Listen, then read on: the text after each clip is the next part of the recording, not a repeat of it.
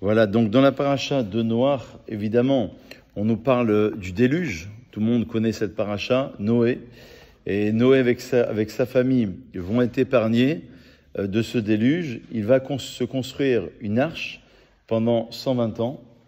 Et je voudrais tout de suite vous parler donc du tzaddik qui était Noach. Grâce à lui, il a sauvé un monde, sauvé l'humanité, la puissance d'un homme qui peut sauver un monde.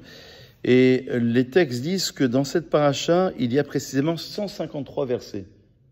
153 versets qui correspondent à la Gematria de Betsalel. Alors c'est intéressant cette comparaison, je l'ai lu ici. La comparaison entre Betsalel avec 153 versets. Betsalel, on se rappelle, c'est celui, et à l'âge de 13 ans selon la Gemara dans Brachot, c'est celui qui va organiser toute la structure du Mishkan avec Aholiav, n'est-ce pas? Et Betsalel vient de la racine de Betselkel, il est à l'ombre de Dieu. Alors, quel est le lien? On ne voit pas tout à fait le lien entre Betsalel qui construit le Mishkan, le tabernacle, la résidence de Dieu, avec Noach qui va construire une arche pour pouvoir se protéger et recommencer, grâce à lui, toute l'humanité. Il y a deux comparaisons possibles. Alors, la première, vous l'avez comprise, c'est Rav David Feinstein qui l'explique comme ça. Il dit que, en vérité, c'est une allusion à Noé et à sa famille réfugiés dans l'arche. Il dit qu'il y a une comparaison entre les deux, de la même manière que Betsalel, il va construire un Mishkan pour pouvoir se réfugier. Parce qu'avant la faute du veau d'or, on se rappelle que normalement le monde entier, il y aurait dû avoir la présence de Dieu directement dans le monde entier. Étant donné qu'il y a eu la faute du veau d'or, d'après certaines lectures, on a construit un Mishkan qui, selon les kabbalistes, est un deuxième Tzimtzum. C'est-à-dire que lorsque Dieu crée le monde, il y a un repli de Dieu sur lui-même pour laisser la matière pouvoir exister. C'est une deuxième reprise de cette création. On va limiter la présence de Dieu dans un endroit, dans un réceptacle bien précis. Et ça, évidemment, ça fait allusion à l'arche de Noé. Et c'est ce qu'on nous dit en deuxième position. De même que Noé a reçu l'ordre de construire une teva pour abriter sa famille et préserver l'humanité des ravages du déluge, ainsi Betsalel, fils d'Uri, a reçu l'ordre de construire une teva, une arche, pour abriter l'étape du Décalogue, ce qu'on appelle les Lochot Abérit, évidemment l'étape de la loi. Alors peut-être qu'on pourrait analyser la Tevat Noach avec l'étymologie, rappelez-vous de cette ressemblance au niveau étymologique de la Tevat Hatzegofer. Vous savez que dans la Kabbalah, on dit que Noach, c'est une partie de la Neshama, de l'âme de Noé, est revenue chez Moshe Rabbeinu. D'accord? Chez Moïse. Et on dit que pour Moïse, lorsqu'il a été placé dans un panier d'osier, le terme employé dans la Torah, c'est une teva. Teva, ça veut dire une arche, littéralement. Ça veut dire un mot aussi, mais on va le voir juste après. Mais ça veut dire déjà une arche. Et donc, ça veut dire aussi le panier d'osier, dans lequel Moïse va être posé sur le Nil, et ensuite il va être récupéré, vous le savez tous, par Bithia, qui est la fille du roi Pharaon, la princesse. Mais c'est intéressant de voir cette comparaison. Donc il y a la teva et il y a la teva. Le Ramchal lui rajoute une troisième explication. Il dit, dans la Teva, c'est le Zohar. Alors, on ne voit pas très bien quel est le lien entre le Zohar et... Alors, il rentre dans une explication approfondie, mais pour vous le dire le plus simplement possible, il dit que de la même manière que c'est marqué Tzohar Tarasé la Teva, tu vas faire une Teva, soit d'après Rashi, il y a deux versions, soit c'est une fenêtre, soit c'est une lumière précieuse qui va éclairer la Teva. En vérité, le monde de l'intériorité de la Teva va être éclairé par quelque chose, quelque part de spirituel. Et il dit, quand on rentre dans la Teva, c'est-à-dire on rentre à l'intérieur du Zohar pour être protégé, dans la lumière spirituelle. C'est d'ailleurs, le Ramchal dit que la dimension des premières tables de la loi relève du Zohar.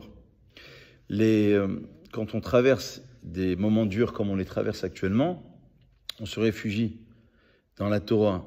Le Rabbi Nachman de Breslev, il dit qu'il faut se réfugier dans la Emouna et dans la Torah, parce qu'il dit que quand ils devaient traverser la mer, c'est marqué Matitzak Elai. Dieu il dit, parle aux enfants d'Israël et qu'ils avancent. Pourquoi tu cries vers moi? Pourquoi tu pries? C'est pas le moment de prier, les maîtres disent.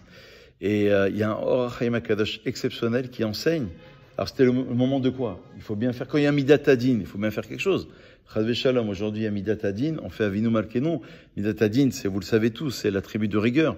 Et il faut faire des Teilim, une Tzedaka, il faut s'associer au peuple, il faut être unis. Tout ce qu'on a dit hier et avant-hier. Mais il dit, la chose suivante, il dit, c'est l'aïmouna. Matissa Kelai, il dit, ça sert à rien de mettre il faut se renforcer dans l'aïmouna. Il faut faire une mitzvah qui va faire pencher la balance. Alors, soit tu vas dans les actions, parce que la Gemara dit dans Sanhedrin à la page 97, elle dit grâce à quoi on va sortir de la galoute pour aller au Mashiach. Elle dit c'est Torah im gemelut chassadim. La Gemara dit dans Sanhedrin. Elle dit c'est la Torah avec le chesed. Pas que la Torah et pas que le chesed, les deux associés.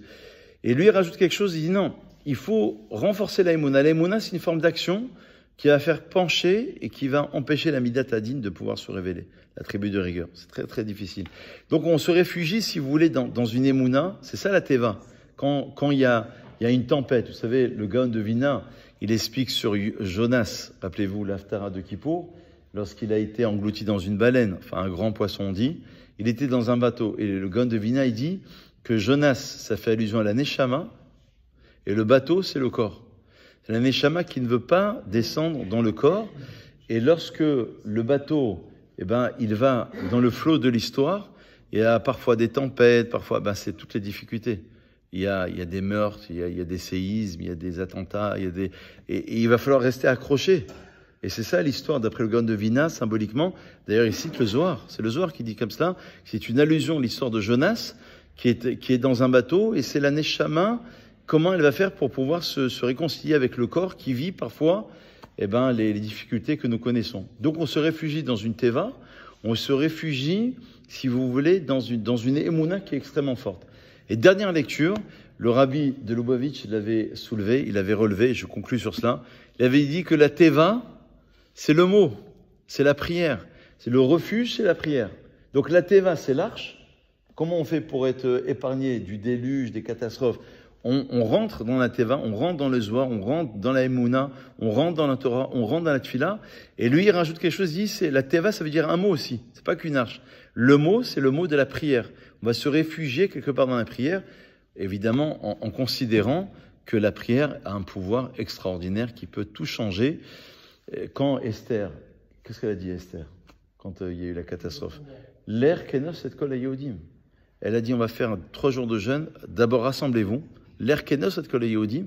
Rassemblez-vous. 3 jours de jeûne avec des prières pour faire pencher la balance. C'est ce qui se passe aujourd'hui. Voilà. Baruch Adonai l'olam. Amen.